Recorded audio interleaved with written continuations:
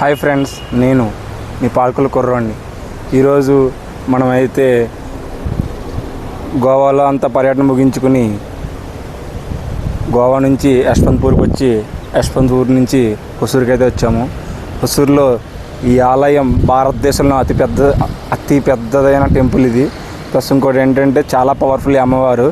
ఈ అమ్మవారి పేరు వచ్చేసరికి ప్రత్యంగిరామాత దేవి. భారతదేశంలో చాలా తక్కువ ఉన్న టెంపుల్స్ ఇవి, ఈ మాత టెంపుల్స్. కానీ ఇవి నమ్ముకున్న వాళ్ళు ఎవ్వరు కూడా ఎటువంటి ఆపదలు, ఎటువంటి అన్యాయాలు జరగలేదు. అంతా మంచి జరిగింది.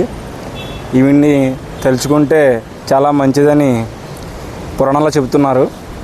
అలాగే మనకి ఈవిడి చరిత్ర గురించి, ఈ టెంపుల్లో ఉన్న నియమాల గురించి అన్నీ కూడా మీకు ఇక్కడ ఈ వీడియో రూపంలో అయితే మీకు ఎక్స్ప్లోర్ చేసి చూపిస్తున్నాను. ఈవిడే ప్రత్యంగిరామాత దేవి, చాలా పవర్ఫుల్. ఈవిడి చరిత్ర అన్నీ మీకు ఇప్పుడు చెప్తున్నాను. నా వీడియో ద్వారా మీకు అయితే ఎక్స్ప్లోర్ చేసి చూపిస్తున్నాను. చూడండి, ఇక్కడికి ఎలా రావాలంటే మెయిన్ ఎవరైనా సరే మన తెలుగు రాష్ట్రాల వాళ్ళు బెంగళూరు ట్రైన్ ఎక్కి ఇక్కడికి రావచ్చు.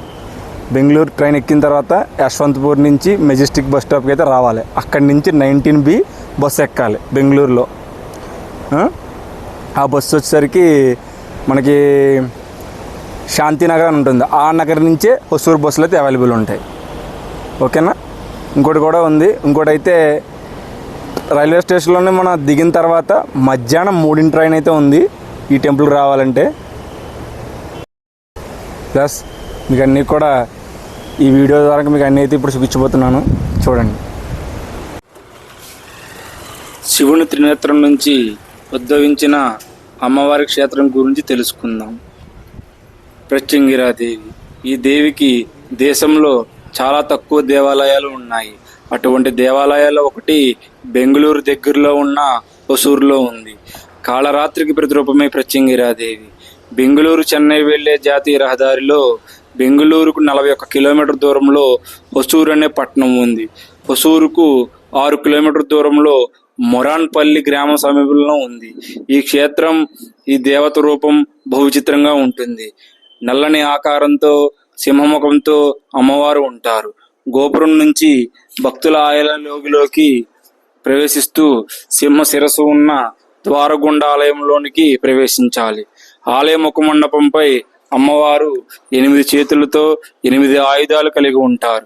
క్షుద్ర పూజలు విరుగుడకు అమ్మవారిని పూజిస్తారు. ప్రత్యంగిరాదేవి త్రిశక్తుల యొక్క మూల స్వరూపిణి. అందుకు ప్రతీతిగా త్రిశూల ఆయుధం ఈ ఆలయం ముందు ఉంటుంది. ఈ ఆలయం యొక్క స్థల పురాణం గురించి తెలుసుకుందాం. హిరణ్యకశిపుణ్ణి సంహరించి నరసింహుని యొక్క ఉగ్ర రూపాన్ని శాంతింపజేయడానికి సకల దేవతలు ఆది పరాశక్తిని శరణు వేడారు. సర్వేశ్వరుడు రూపంలో ఉన్న పరమశివుడు ఉగ్ర నరసింహాన్ని సొంతం పరిచారని ఆయనకు కాళికాదేవి స్వరూపమైన ప్రత్యంగిరాదేవి సహాయపడిందని చెబుతారు. శివుడు తన త్రినేత్రం నుండి ప్రత్యంగిరాదేవిని సృష్టించారు. ప్రత్యంగిరామాతకు అమ్మవారి సప్తమాతృక అవతారాల్లో ఒకటిగా భావిస్తారు.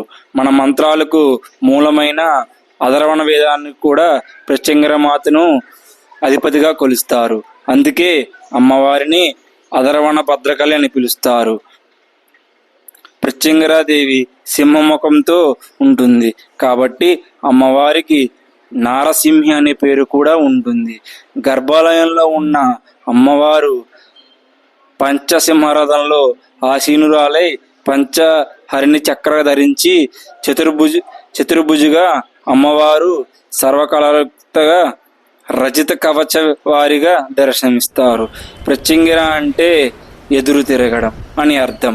ఎవరైనా మనకి హాని తలపడితే తిరిగి వారికే హాని పెడుతుంది కాబట్టి ఇక్కడ అమ్మవారిని ఆ పేరు వచ్చిందని అంటారు. అందుకే దుష్టశక్తులు, భయంతో ఉన్నవారు, చేతబడి ఉన్నవారు ఈ అమ్మవారిని పూజిస్తే ఎలాంటి తంత్రమైనా సరే వారి మీద పని చేయకుండా అమ్మవారి అనుగ్రహిస్తుంది. ప్రత్యంగిరాదేవికి మరొక ప్రత్యేకత కూడా ఉంది. అది నికుంభల హోమం. ఈ హోమాన్ని చేసిన వాళ్ళు ఎలాంటి విజయాన్నైనా అందుకుంటారట. రావణాసుర కొడుకు అయిన ఇంద్రజిత్తు హోమాన్ని చేసే ప్రయత్నించినట్లు రామాయణంలో కూడా పేర్కొన్నారు. అప్పుడు సాక్షాత్తు హనుమంతుడు హోమాన్ని ఆపేందుకు వచ్చినట్లు పురాణ కథనం. ప్రత్యంగిరాదేవి ఆలయంలో ఇప్పటికీ అమావాస్య రోజున ఈ హోమం చేస్తారు. ఇందుకోసం పళ్ళు, కాయగూరలు, పట్టు చీరలు, ఎండుమిర్చి లాంటి 108 రకాల వస్తువులను ఉపయోగించడం విశేషం.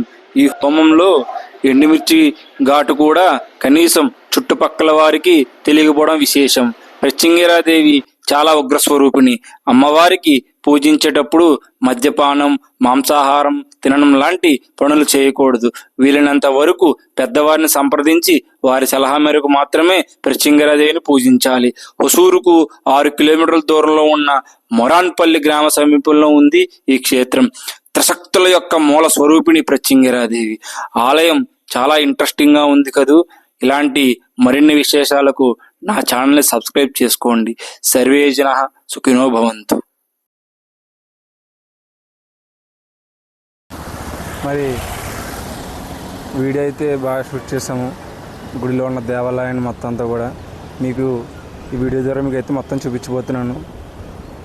దీని యొక్క స్థల పురాణం గురించి, దీని యొక్క చరిత్ర గురించి మీకు నచ్చినట్లయితే మీరు కూడా దర్శించుకోండి. అమ్మని నమ్ముకుంటే ఎటువంటి ఆపద రాదు మనకి. అలాగే నా వీడియో మీకు నచ్చినట్లయితే సబ్స్క్రైబ్ చేయండి, నా పేజ్ని లైక్ చేయండి, కామెంట్ చేయండి, షేర్ చేయండి. Thank you so much.